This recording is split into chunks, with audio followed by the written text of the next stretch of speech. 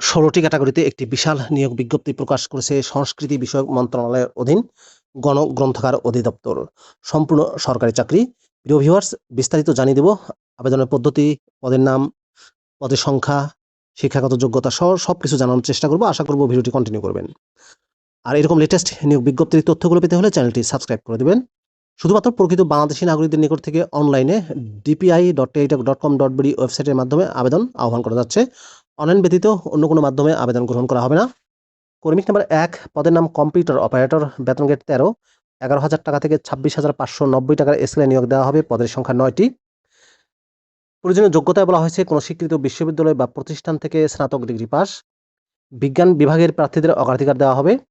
২ বছরের অভিজ্ঞতা সম্পন্ন বিভাগীয় ডাটা এন্ট্রি কন্ট্রোল অপারেটরদের ক্ষেত্রে শিক্ষাগত যোগ্যতা শিথিলযোগ্য। নিয়োগকারী কর্তৃপক্ষ কর্তৃক অ্যাপটিটিউড টেস্টে উত্তীর্ণ হতে হবে। কর্মী নাম্বার ২, পদের নাম টেকনিক্যাল সহকারী ক্যাটালগার, বেতন গ্রেড ১৩, পদের সংখ্যা ১টি। কোনো স্বীকৃত বিশ্ববিদ্যালয় থেকে বা প্রতিষ্ঠান থেকে কমপক্ষে স্নাতক বা সমমানের ডিগ্রি পাস, গ্রন্থাগার ও তথ্যবিজ্ঞান বিষয়ে ডিপ্লোমা, কোনো সরকারি বা আধা সরকারি প্রতিষ্ঠানের সংশ্লিষ্ট বিষয়ে ২ বছরের কাজের অভিজ্ঞতা। কর্মী নাম্বার ৩, পদের নাম ষাটলিপিকার কাম কম্পিউটার অপারেটর, বেতন গ্রেড ১৩, পদের সংখ্যা ১টি। কোনো স্বীকৃত বিশ্ববিদ্যালয় বা প্রতিষ্ঠান থেকে ন্যূনতম দ্বিতীয় শ্রেণীর স্নাতক বা সমমানের ডিগ্রি। ষাটলিপিতে প্রতি মিনিটে বাংলায় ৫০, ইংরেজিতে ৮০ শব্দের গতি সম্পন্ন হতে হবে। টাইপিংয়ের গতি প্রতি মিনিটে বাংলায় ২৫, ইংরেজিতে ৩০ শব্দের গতি সম্পন্ন হতে হবে।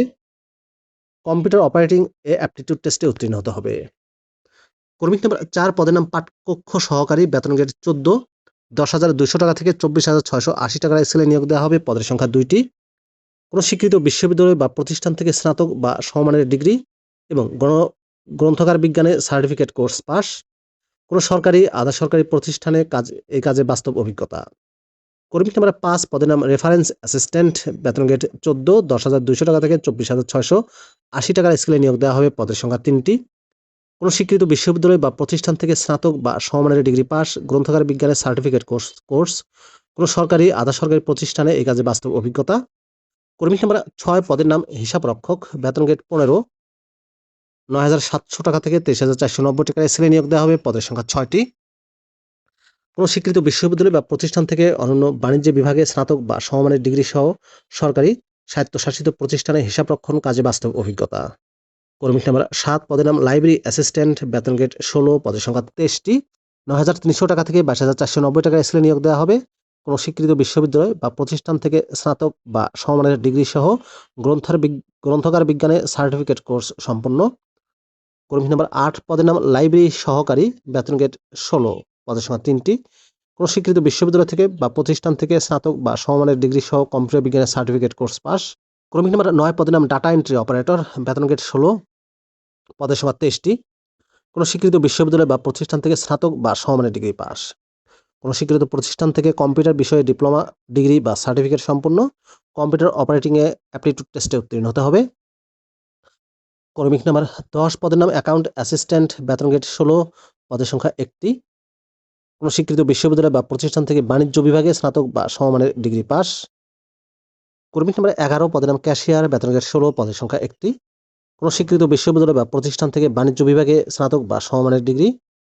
কর্মী নাম্বার ১২, পদের নাম অফিস সহকারী কাম কম্পিউটার মুদ্রাক্ষরিক, বেতন গ্রেড ১৬, পদের সংখ্যা ৪টি। কোনো স্বীকৃত বিশ্ববিদ্যালয় বা প্রতিষ্ঠান থেকে স্নাতক বা সমমানের ডিগ্রি পাস। টাইপিংয়ে প্রতি মিনিটে বাংলায় ২০, ইংরেজিতে ২০ শব্দের গতি সম্পন্ন হতে হবে। কম্পিউটার অপারেটিং এ অ্যাপটিটিউড টেস্টে উত্তীর্ণ হতে হবে। কর্মী নাম্বার ১৩, পদের নাম ড্রাইভার, পদের সংখ্যা ১টি।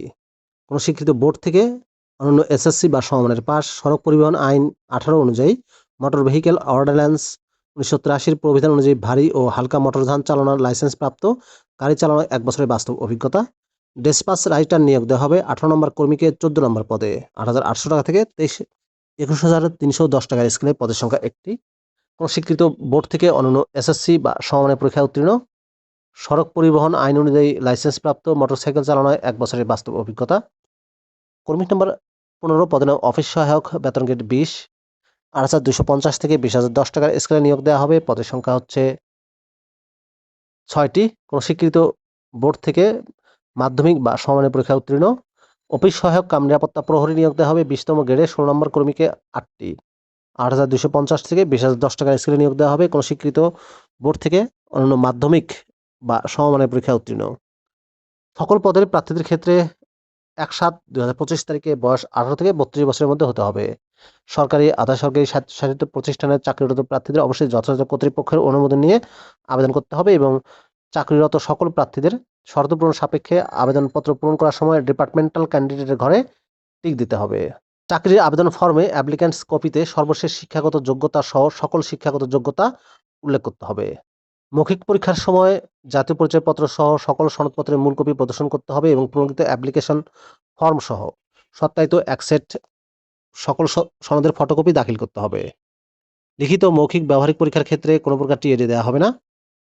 পরীক্ষায় অংশগ্রহণে ইচ্ছুক প্রার্থীগণ dpl.tel.com.bd ওয়েবসাইটের মাধ্যমে আবেদন ফর্ম পূরণ করতে পারবেন। অনলাইনে আবেদনপত্র পূরণ, পরীক্ষার ফি জমাদানের শুরু তারিখ সময় ৪ আগস্ট ২০২৫ তারিখ সকাল ১০টা। আবেদনপত্র জমাদানের শেষ তারিখ ২ সেপ্টেম্বর ২০২৫ তারিখ বিকাল ৫টা। উক্ত সময়সীমার মধ্যে ইউজার আইডি প্রাপ্ত প্রার্থীগণ অনলাইনে আবেদনপত্র সাবমিটের সময় থেকে পরবর্তী ৭২ ঘন্টার মধ্যে এসএমএস এর মাধ্যমে পরীক্ষার ফি জমা দিবেন। অনলাইন আবেদনপত্রে প্রার্থী তার রঙিন ছবি ৩০০x৩০০ পিক্সেল, স্বাক্ষর ৩০০x৮০ পিক্সেল স্ক্যান করে নির্ধারিত স্থানে আপলোড করবেন। যে কোনো টেলিটকের প্রিপেড নাম্বার ব্যবহার করে ২টি এসএমএস করে পরীক্ষার ফি বাবদ ১ থেকে ১৩ নম্বর পদের জন্য ১০০ টাকা, টেলিটকের সার্ভিস চার্জ ১২ টাকা সহ ১১২ টাকা, ১৪ থেকে ১৬ নম্বর পদের জন্য ৫০ টাকা, টেলিটকের সার্ভিস চার্জ ৬ টাকা সহ ৫৬ টাকা অনধিক ৭২ ঘন্টার মধ্যে জমা দিতে হবে। তবে সকল গ্রেডের পদের ক্ষেত্রে অনগ্রসর শ্রেণী যেমন ক্ষুদ্র নৃগোষ্ঠী, শারীরিক প্রতিবন্ধী, তৃতীয় লিঙ্গের প্রার্থীগণ আবেদনপত্র ফি বাবদ ৫০ টাকা, টেলিটকের সার্ভিস চার্জ ভ্যাট সহ ৬ টাকা ৫৬ টাকা দিতে হবে। এই যে দুটো পদ্ধতি দেখতে পাচ্ছেন, এই দুটো পদ্ধতি অনুসরণ করে টেলিটকের মাধ্যমে পরীক্ষার ফিস দিতে পারবেন। আর প্রবেশপত্র প্রাপ্তির বিষয়টি dpl.tel.com.bd ওয়েবসাইটে এবং প্রার্থীর মোবাইল ফোনে এবং publiclibrary.gov.bd ওয়েবসাইটে প্রদান করা হবে। প্রার্থীর যোগ্যতা যাচাইয়ের ক্ষেত্রে বলা হয়েছে, লিখিত পরীক্ষায় উত্তীর্ণ হলে মৌখিক পরীক্ষার সময় যে ক থেকে চ পর্যন্ত কাগজপত্রের তালিকা দেখতে পাচ্ছেন, এই তালিকা অনুযায়ী কাগজপত্র দাখিল করতে হবে। প্রিয় চাকরি প্রার্থী ভাই ও বোনেরা, এই ছিল সংস্কৃতি বিষয়ক মন্ত্রণালয়ের অধীন গণগ্রন্থাগার অধিদপ্তরের নিয়োগ বিজ্ঞপ্তির বিস্তারিত তথ্য। ভিডিওটি কেমন লাগলো কমেন্ট করে জানাবেন। ভালো থাকবেন সবাই। আল্লাহ হাফেজ।